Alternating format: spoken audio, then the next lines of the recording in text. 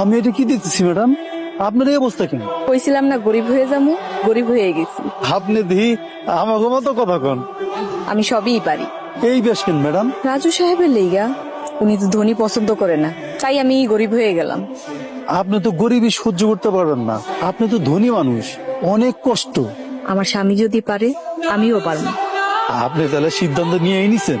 হ, চলে ওই যে রাজু আইতেছে, আপনি এখানে খাড়ান, আমি আগে দিয়ে কথা কই। সালামু আলাইকুম কাকা। ওয়ালাইকুম সালাম। আপনার সাথে আমার একটু কথা ছিল। আপনি আমারে আপনি করে কইতেছেন কে কাকা? কি হয়েছে আপনি? আচ্ছা, আপনি তো আমার তুই করে কইতেন।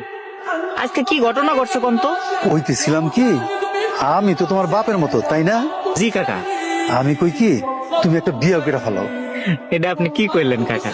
আমি গরিব মানুষ, নিজেরই পেট চালাইতে পারি না, আমারে মাইয়া দিব কেডায়? মাইয়া আমি দুমু, আমার এক দুঃসম্পর্কে ভাতিজি আছে। হাই তানিয়া, এদিকে আয় তোমা। এই যে আমার ভাতিজি, খুব ভালো মাইয়া।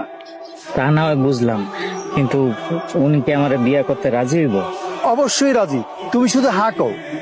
আপনি তো আমার দেখলেনই না। মাশাআল্লাহ, আমার কোনো আপত্তি নেই।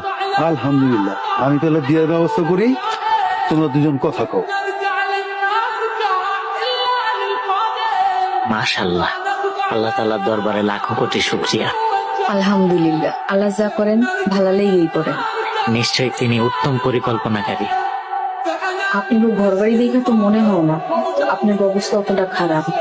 তাইলে আপনি খেত খামারে ঠিকার কাম করেন কেন?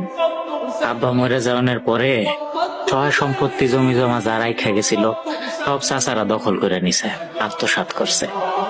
আমার কপালে এই ভিটা বাড়িটাই জুটছে খালি। তাহলে আপনি আপনার চাচাবুর কাছ থেকে জায়গা জমি সব ফেরত নিয়ে আহেন। কি দরকার? গরিব মানুষ খাইতেছে খাক, আমি সমস্ত বিচার আল্লাহর কাছে দিয়ে রাখছি। গরিবের হক যারা মাইরা খাইলো, ও বিচার আল্লাহই করব। চলেন দুজনে 2 রাকাত নফল নামাজ আদায় করি। নফল নামাজ দিয়া আমাকে নতুন জীবন শুরু করি। আগুন জ্বলছে না কেন?